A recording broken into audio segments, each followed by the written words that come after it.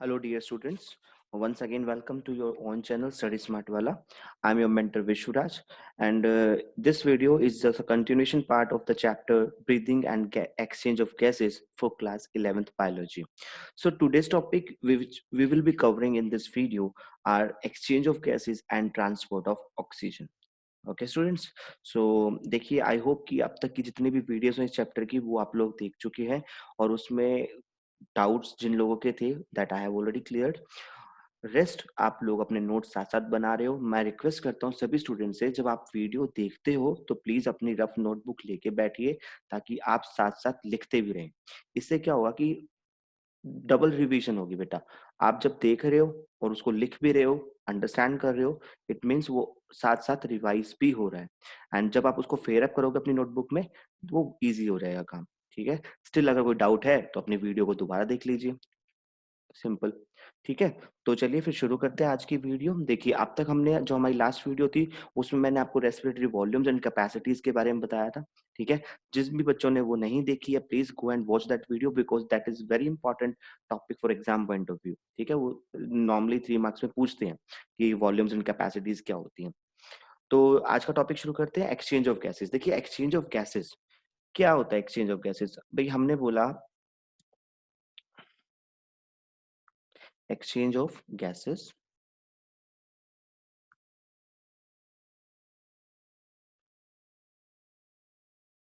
देखिए, यहाँ पर सिंपल सी बात है कि जब हम इंस्पायर कर रहे हैं, इंस्पिरेशन कर रहे हैं या एक्सहेलेशन कर रहे हैं, तो हो क्या रहा है? 2 तरह से गैस एक्सचेंज हो रहा है। कैसे? कि आप जब इन्हेल करते हो, तो आपकी जो एयर है, that is which is rich in oxygen, will be exchanging gases with blood, and then this blood will exchange gases with tissue cell. तो ये इस तरह से आप देख रहे हो कि यहाँ पर एक्सचेंज ऑफ गैसेस हो रहे हैं फॉर एग्जाम्पल अगर मान लीजिए हमारी एल्वुलर जो गैस है that is rich in oxygen तो ये ऑक्सीजन किसको ट्रांसपोर्ट कर देगा ब्लड को ये ब्लड इसी ऑक्सीजन को किसको ट्रांसपोर्ट करेगा आपका ऑक्सीजन को टिश्यू सेल के पास ठीक है तो यहाँ पर ये जो ट्रांसपोर्टेशन हो रहा है ट्रांसपोर्टेशन के साथ साथ एक्सचेंज ऑफ गैसेज चल रहा है exchange of gases taking place between alveoli and blood exchange of gases is occurring between blood and tissue cells ठीक है बोथ वे चल रहा है इसी तरह से जो कार्बन डाइऑक्साइड होगी exchange that will be exchange here and from blood it will go to alveoli and alveoli to it will go to atmosphere ठीक है एटमॉस्फेयर से ऑक्सीजन आई थी तो यहाँ पर ये क्या हो रहा है एक्सचेंज ऑफ गैसेस हो रहा है देखिए अब ये एक्सचेंज ऑफ गैसेस बच्चों 2 तरीके से हो सकता है कैसे either it can be diffusion और it can be facilitated diffusion और ये दोनों चीज हम ऑलरेडी पढ़ चुके हैं ट्रांसपोर्ट इन प्लांट्स का जब हमने चैप्टर पढ़ा था कि डिफ्यूजन एंड फैसिलिटेटेड डिफ्यूजन क्या होता है देखिए मैं आपको ऑलरेडी बता चुका हूँ कि डिफ्यूजन क्या होता है सिंपल डिफ्यूजन डिफ्यूजन का मतलब होता है कि जब कभी भी कॉन्सेंट्रेशन ग्रेडियंट होगा तो उसके अक्रॉस जो गैस एक्सचेंज होता है उसको हम बोलते हैं डिफ्यूजन ठीक है सिंपल या पैसिव प्रोसेस है पैसिव प्रोसेस ठीक है अकर्स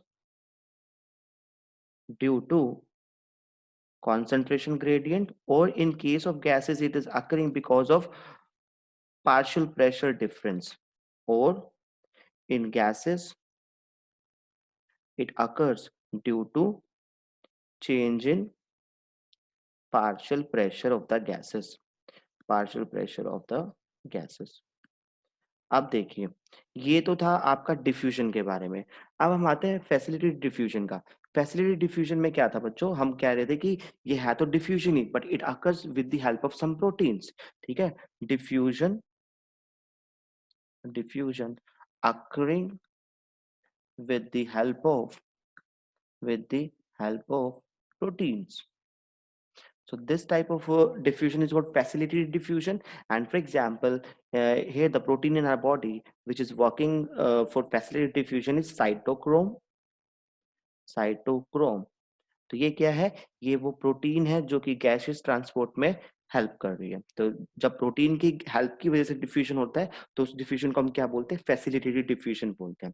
अब जरा यहाँ पे ध्यान दीजिए, मैंने यहाँ पे एक वर्ड यूज किया है, पार्शियल प्रेशर ऑफ गैसेस। ठीक है, तो पहली बात तो पार्शियल प्रेशर क्या होता है, चलो उस टॉपिक पे जाने से पहले एक बार हम डिफ्यूजन के फैक्टर्स पढ़ लेते हैं कि रेस्पिरेशन के अंदर कौन कौन से ऐसे फैक्टर्स है which influence the rate of diffusion. ठीक है, factors influencing rate of diffusion in respiration or you can say breathing। ठीक है, क्योंकि हमने यहाँ पे गैस एक्सचेंज की बात कर रही है तो हम ब्रीदिंग बोल सकते हैं। देखिए जो पहला फैक्टर है वो तो यही है कि पार्शियल प्रेशर जो गैस का है उसकी वजह से जो ग्रेडियंट क्रिएट हुआ है वो कितना स्ट्रांग है। ठीक है, the partial pressure gradient of gases, partial pressure partial pressure gradient sorry partial pressure gradient of the gases on the two sides of the respiratory membrane। Respiratory membrane मैं बताऊंगा आपको ये क्या होती है रेस्पिरेटरी मेम्ब्रेन। ठीक है, एक मिनट के लिए इसको लिख लीजिए। नंबर 2, अब देखिए थिकनेस ऑफ, थिकनेस या थिननेस कोई भी वर्ड यूज कर लीजिए, thickness of respiratory membrane, second factor. Then the third factor is surface area of the membrane, surface area of the membrane। Then the fourth factor is permeability of the membrane, permeability of the membrane। Then fifth factor is presence of moisture, presence of moisture। So these are the five factors which influence the rate of diffusion of the gases in breathing process। ठीक है, अब one by one एक बार थोड़ा सा इनको brief में discuss कर लेते हैं। अब देखिए पार्शियल प्रेशर क्या होता है, पहली बात तो इस टर्म को समझते हैं पार्शियल प्रेशर होता क्या है। ठीक है, तो देखिए यहाँ पे मैं नोट्स बनवा देते हैं। पार्शियल प्रेशर, पार्शियल प्रेशर, अब आपको सबको पता है कि जो एयर एटमॉस्फेयर में प्रेजेंट है that is actually the mixture of gases, है कि नहीं है, मिक्सचर ऑफ गैसेस है वो तो, मिक्सचर ऑफ गैसेस। भाई इसके अंदर हम बोलते हैं नाइट्रोजन भी है, ऑक्सीजन भी है, CO2 भी है, आर्गन भी है, काफी सारी गैसेस है। ठीक है, तो मिक्सचर ऑफ गैसेस है। तो partial pressure of any gas, और आप अगर आपको सिंपल समझना है तो मैंने बोला कि एक मिक्सचर है, इसके अंदर ए गैस है, बी गैस है, C, D, E, इस तरह से एक मिक्सचर है, डिफरेंट डिफरेंट गैसेस है। तो हम पार्शियल प्रेशर किसको बोलेंगे, देखिए पार्शियल प्रेशर क्या होगा, इंडिविजुअल गैस की वजह से जो प्रेशर अप्लाई होता है उसको हम partial pressure of that particular gas बोलते हैं। फॉर एग्जाम्पल मैंने बोला कि ए गैस है, ठीक है, गैस ए, तो हम क्या बोलेंगे, the pressure, the pressure exerted by any gas, by any gas to the total pressure of the mixture, mixture of gases। ठीक है, अब देखिए कैसे, हमने बोला कि गैस ए का जो प्रेशर है वो गैस ए का पार्शियल प्रेशर है। ठीक है, अब इसको निकालेंगे कैसे कि गैस ए का प्रेशर कितना है। फॉर एग्जांपल देखिए, हम अगर ऑक्सीजन की बात करें, हमें पता है ऑक्सीजन एटमॉस्फेयर में कितना परसेंट है, 21% है। ठीक है, तो 21% का जब हमने बोला कि एयर मॉलिक्यूल्स अगर 100 हैं तो 100 में से 21 किसके हैं, ऑक्सीजन के हैं, परसेंटेज का मतलब 100 ही होता है। ठीक है, तो उन 21% ऑक्सीजन से, ऑक्सीजन के मॉलिक्यूल्स ने जितना प्रेशर एक्सर्ट किया वही उसका पार्शियल प्रेशर बोला जाएगा। तो इसको कैलकुलेट कैसे करेंगे, देखिए हम कुछ नहीं करना, हमने पहले पता लगाना है कि एटमॉस्फेरिक प्रेशर कितना है, कि जो टोटल जितनी भी गैसेस एटमॉस्फेयर में है उनका टोटल प्रेशर कितना है। तो अगर मैं अपने एटमॉस्फेयर की बात करूं तो हमारा जो एटमॉस्फेरिक प्रेशर है बच्चों, atmospheric pressure, sorry, atmospheric pressure उसकी जो वैल्यू होती है बच्चों वो होती है 760 mm of Hg, 760 millimetre of Hg। Hg क्या है? मरकरी लेवल होता है, मरकरी लेवल पे हम प्रेशर को देखते हैं, तो ये कहाँ पे है? Eight sea level. ठीक है, जो हम रेफरेंस लेके चलते हैं बच्चों वो यही लेके चलते हैं, 760 mm of Hg at sea level. ठीक है, तो यहाँ पे ये एटमोस्फेरिक प्रेशर है। एटमोस्फेरिक प्रेशर मतलब जितनी भी टोटल आपका जो गैसेस है उनके वजह से जो प्रेशर एक्सर्ट हुआ है उसको हम एटमोस्फेरिक प्रेशर बोल रहे हैं, और उसकी वैल्यू कितनी है? 760 mm ऑफ Hg। अब देखिए, हमें पता है कि एटमोस्फेयर में ऑक्सीजन की कॉन्सेंट्रेशन कितनी है? ऑक्सीजन 21% है। तो भाई इस 760 का 21% जो प्रेशर होगा, that is the pressure of oxygen. तो PO2, हम पार्शियल प्रेशर को P से डिनोट करते हैं और हम ऑक्सीजन के पार्शियल प्रेशर की बात कर रहे हैं, तो वो कितना हो जाएगा? PO2। So that will B 760 का 21%।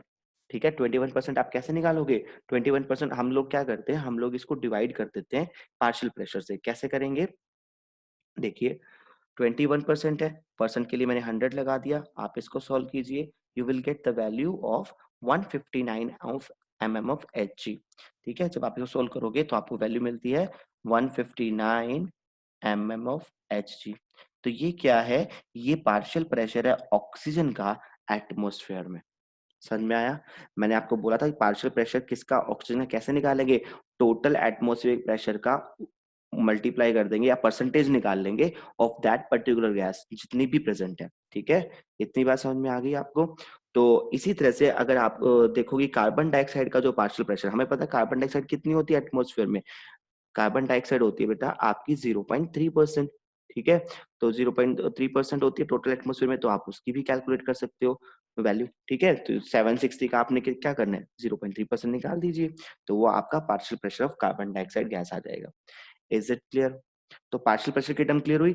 तो अब देखिए, पार्शियल प्रेशर हमारा जो फैक्टर, फर्स्ट फैक्टर था डिफ्यूजन के केस में, वो था पार्शियल प्रेशर ग्रेडियंट। यानी कि जब दो गैसेस प्रेजेंट है, उन दोनों गैसेस के जो पार्शियल प्रेशर है उसमें जितना डिफरेंस होगा वो पार्शियल प्रेशर ग्रेडियंट हो जाएगा। लेकिन अगर मैं एक पर्टिकुलर गैस की बात करूं, मैंने कहा कि ये पॉइंट मान लीजिए कोई एरिया है ए और ये एरिया है बी, और इन दोनों में कोई गैस है एक्स। अब इस x का पार्शियल प्रेशर यहाँ पर a वाले जगह पर प्लेस पे मान लीजिए हम कहते हैं 60 mm ऑफ Hg है, यहाँ पे वो 20 mm ऑफ Hg है, तो दोनों का डिफरेंस ग्रेडियंट कितना आ जाएगा? 40 mm ऑफ Hg। तो वो यही बोलता है जितना ज्यादा पार्शियल प्रेशर ग्रेडियंट होगा गैस का दो अलग अलग जगहों पे, तो उतनी ही ज्यादा रेट ऑफ डिफ्यूजन होगा। Is it clear? तो पार्शियल प्रेशर ग्रेडियंट जितना बड़ा होगा, जितनी ज्यादा वैल्यू का होगा, उतना ही रेट ऑफ डिफ्यूजन फास्ट होगा। Number two, thickness of the respiratory membrane. देखिए, रेस्पिरेटरी मेम्ब्रेन जितनी थिन होगी, यानी कि जितनी थिकनेस कम होगी, उतना ही रेट ऑफ डिफ्यूजन ज्यादा होगा। Number three, rate of diffusion is also directly proportional to surface area. यानी कि मेम्ब्रेन का सरफेस एरिया जितना ज्यादा होगा, उतना ही रेट ऑफ डिफ्यूजन होगा। Number three, permeability of the membrane. भाई जिस मेम्ब्रेन के अक्रॉस गैस का एक्सचेंज होना है या डिफ्यूजन होना है, जितनी ज्यादा परमेबल वो मेम्ब्रेन होगी, उतनी ही ज्यादा रेट ऑफ डिफ्यूजन होगा। ठीक है, तो परमेबिलिटी जितनी ज्यादा होगी उतना ही रेट ऑफ डिफ्यूजन ज्यादा होगा, यानी कि डायरेक्टली प्रोपोर्शनल। अब आते हैं प्रेजेंस ऑफ मॉइस्चर। देखिए, गैस के ट्रांस एक्सचेंज के अंदर मॉइस्चर का होना जरूरी है, तो जितना मॉइस्चर ज्यादा होगा उतना ही रेट ऑफ डिफ्यूजन भी फास्ट हो जाएगा। तो ये 5 फैक्टर्स हैं जो कि आपकी एक्सचेंज ऑफ गैसेस के रेट को इन्फ्लुएंस करते हैं। कैसे? डिफ्यूजन प्रोसेस को इन्फ्लुएंस करके, क्योंकि हमें पता है जितना ज्यादा डिफ्यूजन होगा उतना ज्यादा एक्सचेंज ऑफ गैसेस हो रहा होगा। I hope this topic is clear. ठीक है बच्चों, तो पार्शियल प्रेशर की टर्म समझ में आ गई, and how do we calculate it वो भी समझ में आ गया होगा। ठीक है, तो ऑक्सीजन का पार्शियल प्रेशर कितना है? 159 mm ऑफ Hg। ठीक है बच्चों, तो अब चलते हैं हम लोग अपने नेक्स्ट टॉपिक पे। तो नेक्स्ट टॉपिक आपका आता है बेटा पार्शियल, जो एक्सचेंज ऑफ गैसेस है उसको अब हम पढ़ना शुरू करेंगे कि किस तरीके से हो रहा है वो। ठीक है, हाँ जी, तो हमारा क्या है? Exchange of gases. तो हम पहले बात करते हैं कि एक्सचेंज ऑफ ऑक्सीजन, कि ऑक्सीजन का एक्सचेंज कैसे होता है। देखिए, सिंपल सी बात है, एक्सचेंज ऑफ गैसेस। देखिए, मैंने अभी आपको स्टार्टिंग में, वीडियो की स्टार्टिंग में ही बताया था कि इस तरह से एटमॉस्फेयर से एक गैस जा रही है एल्विलाई में, एल्विलाई से आपका ब्लड में, ब्लड से टिश्यू में, और फिर रिवर्स के अंदर क्या चलेगा, कार्बन डाइऑक्साइड का एक्सचेंज चलेगा। जो ऊपर वाला मैंने आपको दिखा रखा है, ये वाला पाथ, ये तो है ऑक्सीजन के लिए, और ये वाला किसके लिए बेटा, कार्बन डाइऑक्साइड के लिए। तो देखिए फिर, तो हमने क्या बोला कि आपका एक्सचेंज देखिए। अब आपको पार्शियल प्रेशर क्लियर है, तो एल्वियोलाई, मैं यहाँ पे 3 चीजें लिख रहा हूँ, चलो एक और एटमॉस्फेयर भी लिख लो पीछे, एटमॉस्फेयर, ठीक है, एल्वियोलाई, एंड देन आपका blood, and then tissue cell, ठीक है बच्चों। अब हमें पता है कि जितना ज्यादा पार्शियल प्रेशर ग्रेडियंट होगा, उतना ही आपका एक्सचेंज ऑफ गैस होगा। तो यहाँ पर ध्यान दीजिए, हमें पता है कि एटमॉस्फेयर से जब ऑक्सीजन आती है तो उसका पार्शियल प्रेशर ज्यादा होता है। ये मैं आपको एक टेबल बना के भी समझाऊंगा, जहां पे आपको क्लियर हो जाएगा। अभी एक बार इसको रफली समझने की कोशिश कीजिए। एटमॉस्फेयर से जब एल्वियोलाई के अंदर गैस जा रही है, तो यहाँ पर क्या था, पार्शियल प्रेशर ऑफ ऑक्सीजन वो एटमॉस्फेयर में ज्यादा था, एल्वियोलाई में कम था। तो इस ग्रेडियंट की वजह से क्या हुआ, एटमॉस्फेरिक ऑक्सीजन किस में आ गई, एल्वियोलाई में गई, क्योंकि हमारा मूवमेंट कैसे होगा, higher P partial pressure to lower partial pressure, इस तरह से मूवमेंट होती है। तो जिस जगह पे पार्शियल प्रेशर किसी भी गैस का ज्यादा होगा, तो गैस के मॉलिक्यूल वहां से उस रीजन की साइड जाएंगे जहां पे उस पर्टिकुलर गैस के पार्शियल प्रेशर की वैल्यू कम है। तो हमें पता है, जब जिस टाइम पे इंस्पिरेशन हो रहा था, उस टाइम पे आपकी एटमॉस्फेरिक एयर जो हमने इनहेल की थी, उसके अंदर ऑक्सीजन का पार्शियल प्रेशर ज्यादा था, और एल्वियोलाई के अंदर उस partial pressure of oxygen less था। तो गैस कैसे मूव कर रही है, atmosphere to alveoli. Same way alveoli और ब्लड, अब देखिए ये ब्लड कौन सा है बच्चों, ये ब्लड था डीऑक्सीजनेटेड, डीऑक्सीजनेटेड, ठीक है, ऑक्सीजनेटेड। तो यहाँ पर डीऑक्सीजनेटेड मतलब इसके अंदर ऑक्सीजन का पीओ2 कम है, क्योंकि ऑक्सीजन कम है, जितनी ऑक्सीजन कम होगी उतना ही पीओ2 कम हो जाएगा। यहाँ पर अगर आप चाहो तो एक चीज और नोटिस कर लेना, कि किसी भी गैस का पार्शियल प्रेशर, अगर मैं ऑक्सीजन का एग्जांपल दे रहा हूं, तो P O two is directly proportional to concentration of concentration of oxygen, ठीक है। इस तरह से हम बोल सकते हैं कि किसी भी गैस का पार्शियल प्रेशर, एक किसी भी गैस का partial pressure P gas is directly proportional to the concentration of gas, ठीक है, concentration of that gas in the mixture. उस मिक्सचर में उस गैस की कितनी कॉन्सेंट्रेशन है, उसके डायरेक्टली प्रोपोर्शनल होगा पार्शियल प्रेशर उस पर्टिकुलर गैस का। Is it clear. तो भाई जब मैंने बोल दिया कि ब्लड जो है, वो ब्लड के कौन सा ब्लड है, डीऑक्सीजनेटेड ब्लड है, यानी कि ऑक्सीजन की जो कॉन्सेंट्रेशन है कम है, और अगर ऑक्सीजन की कॉन्सेंट्रेशन कम है तो पार्शियल प्रेशर ऑफ ऑक्सीजन भी कम होगा। तो एल्वियोलाई के अंदर लेकिन अभी ऑक्सीजन आई है एटमोस्फेयर से, तो यहाँ तो पीओ2 ज्यादा होगा, और यहाँ पे कम है, तो ऑक्सीजन कैसे मूव करेगी, हायर टू लोअर। अब वो ब्लड में आ गई। अब जो डीऑक्सीजनेटेड जो ब्लड था, now it has got the oxygen, so it will become oxygenated blood. अब देखिए हम बात करते हैं टिश्यू सेल की। भाई टिश्यू सेल के अंदर क्या चल रहा है, मेटाबॉलिज्म, ठीक है, मेटाबॉलिज्म चल रहा है यहाँ पे। मेटाबॉलिज्म चल रहा है, तो एज अ वेस्ट प्रोडक्ट क्या होगा, वहां से CO2 रिलीज होगी और ऑक्सीजन कंज्यूम हो जाएगी। तो CO2 की तो प्रोडक्शन हो रही है, तो प्रोडक्शन हो रही है, तो बच्चों वहां पे क्या होगा, CO2 का पार्शियल प्रेशर ज्यादा होगा, और ऑक्सीजन कंज्यूम हुई थी, तो पीओ2 क्या हो जाएगा, कम हो जाएगा। तो टिश्यूज के अंदर पार्शियल प्रेशर ऑफ ऑक्सीजन कम है और पार्शियल प्रेशर ऑफ CO2 ज्यादा है। इसकी वजह से क्या होगा, जो ऑक्सीजन ब्लड की ऑक्सीजन है, वो टिश्यू में मूव कर जाएगी। समझ में आ गया। अब बात करते हैं किसकी, CO2 की।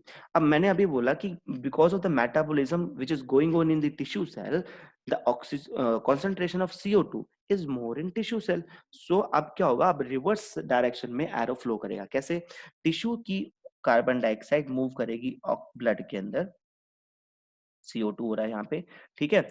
अब जो ब्लड है, ये कौन सा ब्लड है, ये विन्यूल्स वाला ब्लड है। अगर आपको याद हो, मैंने आपको एक दिन पहले भी कहा था कि आर्टरी आगे जाके आर्टीरियोल्स में डिवाइड होगी, आर्टीरियोल्स कैपिलरीज में, और वो जाएंगे सेल्स के अंदर, ठीक है। मैं बता दूंगा दोबारा आपको। टिश्यू सेल कैसे, टिश्यूज के अंदर जो CO2 थी, now the CO2 concentration is more in tissues, तो ये कहाँ मूव कर जाएगी, ब्लड में। ब्लड से मूव करेगी एल्वियोलाई में, और एल्वियोलाई से फिर हम एक्सेल आउट कर देंगे इसको एटमोस्फेयर में। Is it clear.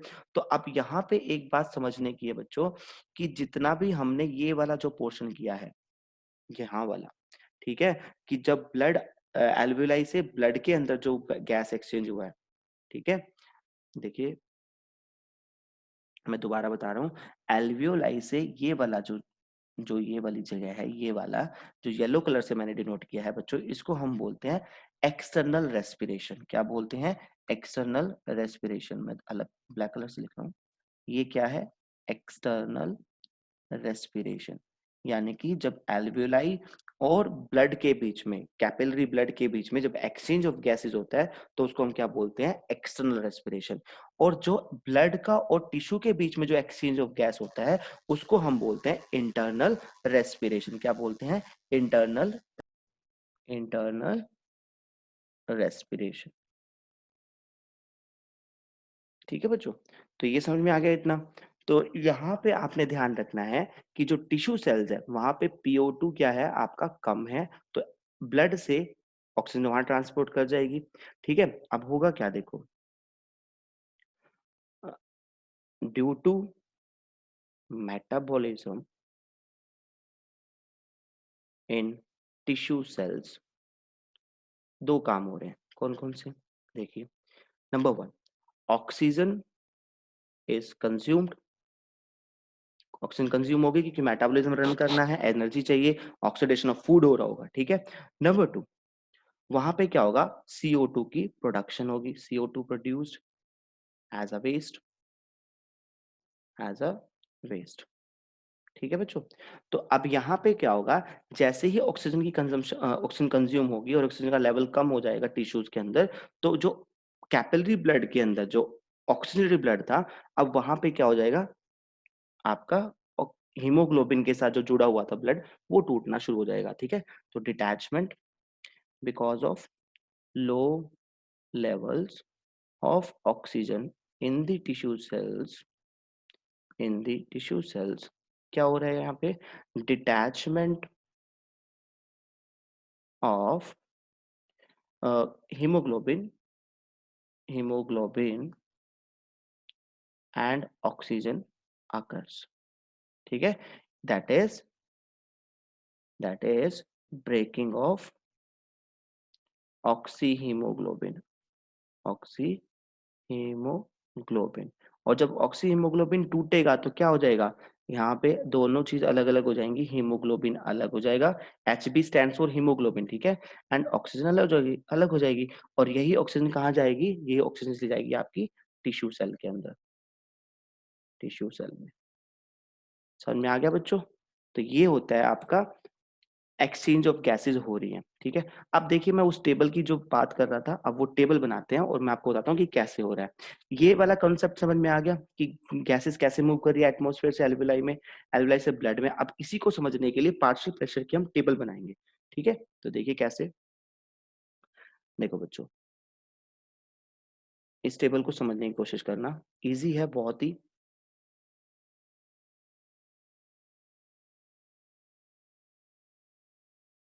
देखो, ये वाला जो कॉलम है इसमें हम रेस्पिरेटरी गैस लिख लेते हैं, respiratory gas. Then we have atmospheric air, जो हम बात करेंगे एटमॉस्फेरिक एयर पार्शियल प्रेशर की। ठीक है, and then alveoli, then blood. कौन सा ब्लड? डीऑक्सीजनेट लेते हैं पहले हम लोग, डीऑक्सीजनेटेड ब्लड। देन हम ब्लड लेंगे ऑक्सीजनेटेड वाला, ऑक्सीजनेटेड ब्लड। और लास्ट में आ जाएगी हमारी टिश्यू सेल। ठीक है, अब जरा ध्यान दीजिए, मैं यहाँ पे वैल्यूज लिखूंगा गैसेस की। तो पहली जो हमने रेस्पिरेटरी गैस है वो ऑक्सीजन ले ली। ठीक है, हमें पता है अभी जब हमने कैलकुलेट किया था कि ऑक्सीजन का जो पार्शियल प्रेशर है एटमॉस्फेयर में वो कितना है? 159 mmHg। अब देखिए यहाँ पर एल्वियोलाई में उसका जो पार्शियल प्रेशर होता है 104। ठीक है, यहाँ डीऑक्सीजन ब्लड में जो पार्शियल प्रेशर ऑफ ऑक्सीजन है वो कितना है? 40 mmHg। और ऑक्सीजनेशन के बाद जो ब्लड का जो ऑक्सीजनेटेड ब्लड है उसके अंदर जो पार्शियल प्रेशर है वो होता है 95, और टिश्यू सेल में होता है 40। ठीक है, अब जरा ध्यान दीजिए, मैं एक बार आपको यहीं पे पहले ऑक्सीजन का बता देता हूँ कैसे। देखिए, एटमॉस्फेयर में जो वैल्यू है पार्शियल प्रेशर ऑफ ऑक्सीजन है वो कितनी है? 159। एल्वियोलाई में कितनी है? 104। So you can clearly see there is a difference of 55। है कि नहीं है? इन दोनों का अगर आप ग्रेडियंट निकालोगे, डिफरेंस निकालोगे, तो 50 mm ऑफ Hg निकल रहा है, निकल रहा है। और इसी डिफरेंस की वजह से एयर कैसे मूव करेगी atmosphere to alveoli. Is it clear? अब जरा यहाँ आइए, जब ब्लड डीऑक्सीजनेटेड ब्लड होता है, कैपिलरी का ब्लड, और उसमें और एल्वियोलाई के बीच में जो कॉन्सेंट्रेशन ग्रेडियंट है वो देखिए कितना बड़ा है, 64 का। तो एयर कैसे मूव कर जाएगी, हाई टू लो। और जैसे ही एयर मूव करेगी तो अब ब्लड कैसा हो गया, ऑक्सीजन ब्लड हो चुका है, तो उसके अंदर कितना है 95। और जो टिश्यू सेल है वहां पर ऑक्सीजन का पार्शियल प्रेशर कितना है 40। मैंने अभी बताया था कि टिश्यू के अंदर क्या हो रहा है, एक्टिव टिश्यू है, मेटाबॉलिज्म चल रहा है, तो ऑक्सीजन कंज्यूम हो रही है, and because of the consumption of oxygen जो पार्शियल प्रेशर ऑफ ऑक्सीजन था वो कम हो चुका है। तो अब इन दोनों के बीच में भी ग्रेडियंट देखिए कितना है 55 का। तो एयर ऑक्सीजन कैसे मूव कर जाएगी, ऑक्सीजन मूव करेगी blood to tissue, blood to tissue. तो ये समझ में आया फ्लो कैसे हुआ। फ्लो बेटा हमेशा किसका आपने ध्यान में रखना है, पार्शियल प्रेशर ग्रेडियंट का। और ग्रेडियंट मतलब कि जो गैस मूव करेगी that will be moving from high partial pressure value to lower partial pressure value. तो यहाँ पे देखिए हायर कौन सी है 159, लोअर कितनी थी 104। तो एयर ऑक्सीजन का मूवमेंट कैसे होगा, high to low, high to low, और यहाँ पे भी हाई टू लो। इतनी बात समझ में आई। अब हम बात करते हैं CO2 की, जो हमारी दूसरी रेस्पिरेटरी गैस है वो कौन सी है, CO2। आप जरा ध्यान दीजिए CO2 की वैल्यूज पे। देखिए अब CO2 का तो उल्टा चलेगा, रिवर्स डायरेक्शन में। क्यों? क्योंकि CO2 कहाँ प्रोड्यूस हुई है, टिश्यूज के अंदर। तो टिश्यू के अंदर जो CO2 का पार्शियल प्रेशर होता है बच्चों, वो होता है 45। कितना होता है 45। और जो ऑक्सीजनेटेड ब्लड है उसके अंदर कितना होता है 40।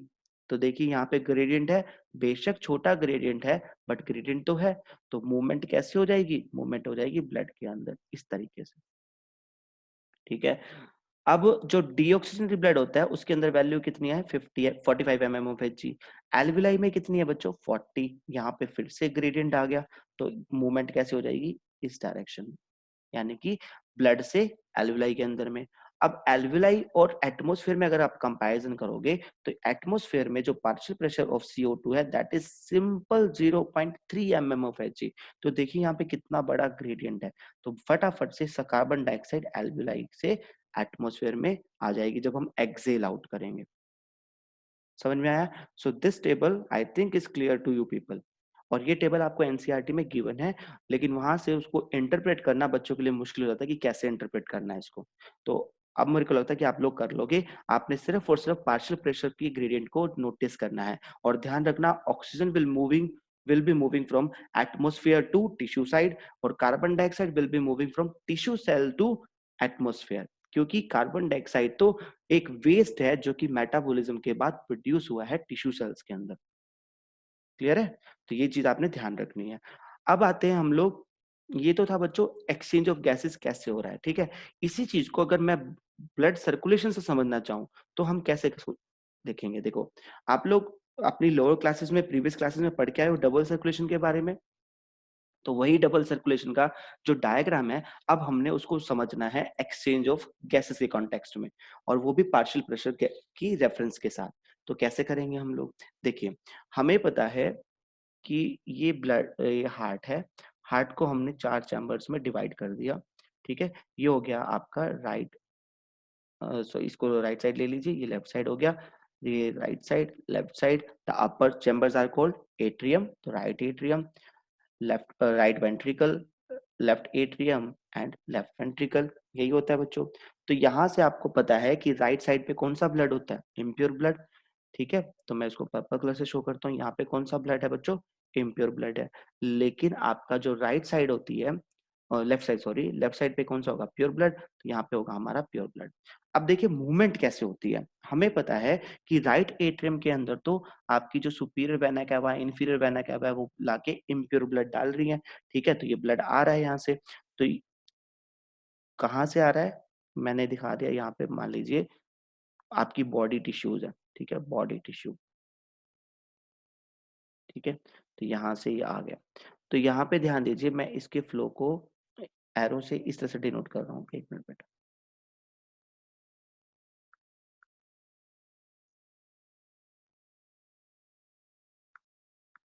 हम्म, ठीक है, तो एरो से हम डिनोट करेंगे, तो बॉडी टिश्यूज से कहाँ जा रहा है ब्लड? आपके हार्ट की साइड जा रहा है, ये लीजिए इस तरीके से।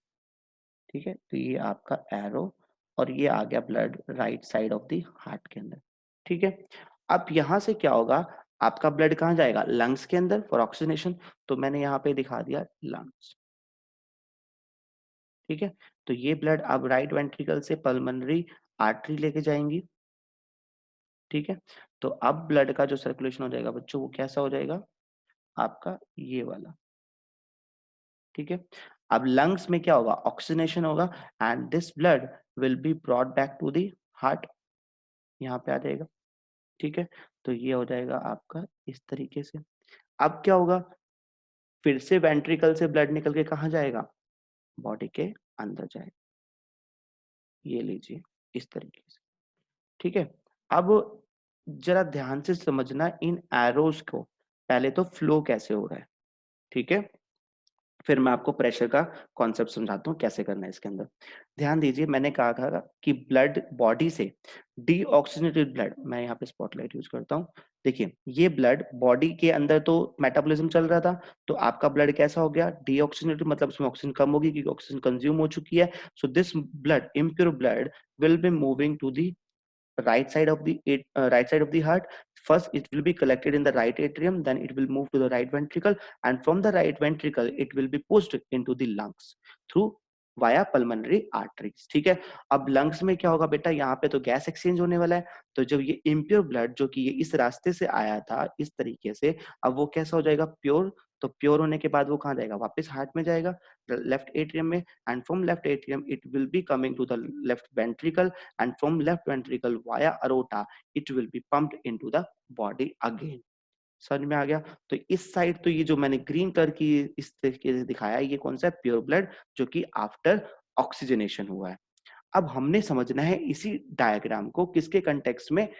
प्रेशर के कंटेक्स्ट में। अब जरा ध्यान दीजिए, मैंने आपको वैल्यूज बताई थी अभी जो हमने पिछली टेबल की थी, कि उसके अंदर कुछ वैल्यूज थी। अब जब ब्लड के अंदर से ऑक्सीजन निकल चुकी है, मतलब कंज्यूम हो चुकी है बॉडी टिश्यूज में, और कार्बन डाइऑक्साइड का लेवल बढ़ चुका है, तो यहाँ पर वैल्यूज कितनी है बच्चों? बताइए मेरे को। जो पार्शियल प्रेशर ऑफ O2 है, अब इस ब्लड के अंदर, इस वाले ब्लड की बात कर रहे हैं, partial pressure of oxygen is कितना है? 40। आपकी टेबल देख लीजिए, 40 mm of Hg। और पार्शियल प्रेशर ऑफ CO2 कितना है बच्चों? That is 45 mm of Hg। यही है वैल्यूज, किसके अंदर है? इस वाले ब्लड में है। मैं एरो नहीं लगाऊंगा वरना बाद में कंफ्यूजन हो जाएगी। ठीक है, तो हम कौन से ब्लड की बात कर रहे हैं बच्चों? हम ब्लड कौन से ब्लड की बात कर रहे हैं? हम बात कर रहे हैं बॉडी टिश्यू से जो ब्लड आ रहा है। ठीक है, और हाँ, एक छोटी सी रिक्वेस्ट मैं मिड में कर रहा हूँ, प्लीज अगर आपको वीडियो समझ में आ रही है, अच्छी लग रही है, तो लाइक का बटन दबाना ना भूलें, और प्लीज कमेंट्स भी छोड़े कि हाँ सर समझ में आया है, अच्छी लगी वीडियो। तो please like, share and comment अपने दोस्तों के साथ, दूसरे दोस्तों के साथ शेयर कीजिए, और अपनी वीडियो को शेयर करते रहिए। ठीक है, और चैनल को सब्सक्राइब कीजिए। तो बेटा मैंने क्या बोला कि इस वाले जो सॉरी, बॉडी टिश्यूज का जो ब्लड था, उसके अंदर जो हमने ये बताया प्रेशर, वो कितना है आपका? पार्शियल प्रेशर ऑफ ऑक्सीजन कितना है? 40 mm of Hg, और CO2 कितना है? 45 mm of Hg। ये दोनों वैल्यूज क्या इंडिकेट कर रही है? कि इंडिकेट कर रही है कि इस ब्लड के अंदर CO2 का जो लेवल है वो हाई है और ऑक्सीजन का लेवल कम है, इसलिए तो हम इसको इम्प्योर ब्लड बोल रहे हैं। तो जैसे ही ये इस रास्ते से होके लंग्स में पहुंचेगा, अब लंग्स में क्या है? एल्विलाई। एल्विलाई मतलब वहां पे क्या है? इनहेलेशन हो रहा है। तो इनहेलेशन हो रहा है, तो यहाँ पे लंग्स के पास पार्शियल प्रेशर ऑफ ऑक्सीजन कितना है? PO2। PO2 कितना है बच्चों? हमने अभी पढ़ा था 104। ठीक है, और PCO2 कितना है यहाँ पे? 40 mm of Hg। ठीक है, तो ये क्या हो रहा है? PO2 ज्यादा है तो क्या होगा? ऑक्सीजन आपकी ब्लड के अंदर डिसोल्व हो जाएगी, जो ये ब्लड इम्प्योर ब्लड आ रहा था, इस प्योर इसको प्योर बन जाएगा। ठीक है, क्यों? क्योंकि यहाँ पे पार्शियल प्रेशर ऑफ ऑक्सीजन ज्यादा है, तो हाई टू लो मूव करेगी चीजें, और हाई किसका है? ऑक्सीजन का। तो ऑक्सीजन कैसे मूव कर जाएगी? लंग्स के, यानी कि एल्वेओलाई से किस में आ जाएगी? ब्लड के अंदर आ जाएगी। ठीक है, तो ब्लड कैसा हो गया? प्योर। अब ये प्योर ब्लड यहाँ से इस रास्ते से होके वापस हार्ट में आएगा, और फिर ये वापस यहाँ आ जाएगा। समझ में आ गया? तो अगर मैं आपको यहाँ पर लिखना चाहूँ तो हम लोग लिख देते हैं। देखिए, यहाँ पे क्या हुआ बच्चों? एल्वेओलाई लंग्स के केस में, यहाँ पे हो रहा है आपका ऑक्सीजन तो अंदर जाएगी और यहाँ से क्या होगा, CO2 आपकी कैसे हो जाएगी, लंग्स के अंदर जाएगी। ठीक है, तभी तो प्योर होगा ब्लड। तो ये आपने चीज ध्यान रखनी है। ठीक है, लंग्स की ऑक्सीजन तो ब्लड में आ रही है, और आपकी जो, इसको यहाँ लिख लीजिए। ठीक है, ऑक्सीजन तो ब्लड के अंदर जाएगी और CO2 आपकी लंग्स में हो जाएगी। ठीक है, सिमिलरली आपकी क्या होगी, टिश्यूज के अंदर CO2 और O2 एक्सचेंज होंगी। तो ये सब आपका प्रेशर का खेल है, and I hope it is clear to you. अब देखिए, एक जो हमने स्टार्टिंग की स्लाइड में रेस्पिरेटरी मेम्ब्रेन की बात की थी, वो रेस्पिरेटरी मेम्ब्रेन को एक बार चेक कीजिए कैसे। अब देखिए, हम बात करते हैं एल्वियुलर सैक की, एक पाउच लाइक स्ट्रक्चर है, तो क्यों ना हम उसको पाउच की फॉर्म में ही दिखा लें। तो ये लीजिए, इस तरह से हमने उसको पाउच की फॉर्म में दिखा दिया। ठीक है, अब यहाँ पर ये एल्वियुलर वॉल है, हमें पता है एल्वियुलर एल्वियुलर की जो थिकनेस होती है वो 1 सेल थिकनेस होती है, सिंगल सेल। ठीक है, तो ये लीजिए, हमने इसको सिंगल सेल थिक दिखा दिया।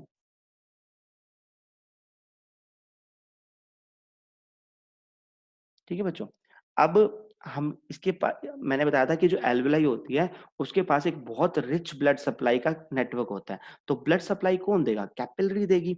तो हम यहाँ पे कैपिलरी भी ड्रॉ कर लेते हैं। ठीक है, तो मान लीजिए इस तरीके से ये कैपिलरी आ गई।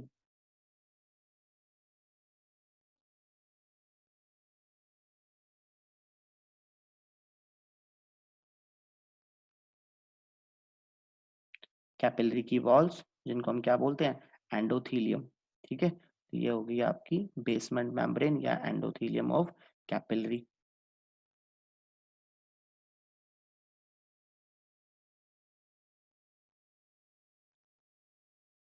ठीक है बच्चों, और इन सबके पास क्या होगा, न्यूक्लियस होगा सेल्स के पास। तो ये तो हो गई आपकी कैपिलरी। ठीक है, और जो बल्ब हमने पाउच लाइक स्ट्रक्चर दिखाया वो क्या है, एल्वेलाई। तो इसकी नेमिंग कर देते हैं हम लोग पहले। तो ये तो हो गया बेटा एल्वियोलर एल्वियोलर कैविटी, या जो पाउच लाइक स्ट्रक्चर के अंदर होगी। ठीक है, तो here will be movement of air in and out. ठीक है, ये एयर का फ्लो है, एयर फ्लो। ठीक है, अब जरा ध्यान दीजिए, हमने बोला कि कैपिलरी है नीचे वाली, तो ये क्या हो जाएगी आपकी बेस में, क्या कहते हैं, capillary, endothelium of capillary, endothelium, thelial layer of capillary.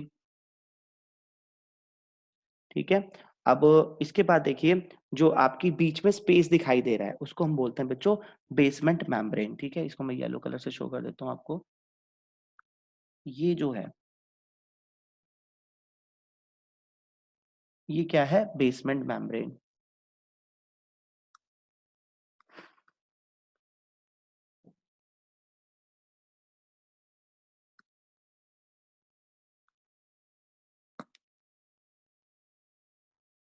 Basement membrane. ठीक है, अब यहाँ पर आपकी क्या होंगी, आरबीसीज होंगी क्या ब्लड के अंदर। तो हम इस आरबीसीज दिखा देते हैं। ये हो गई आपकी आरबीसीज, जिनके अंदर क्या है, हीमोग्लोबिन है, और हीमोग्लोबिन के साथ क्या जुड़ के आ रही है, ऑक्सीजन जुड़ के आ रही है। ठीक है, तो यहाँ से क्या हो जाएगा, ये हो जाएगी आपकी ब्लड कैपिलरी।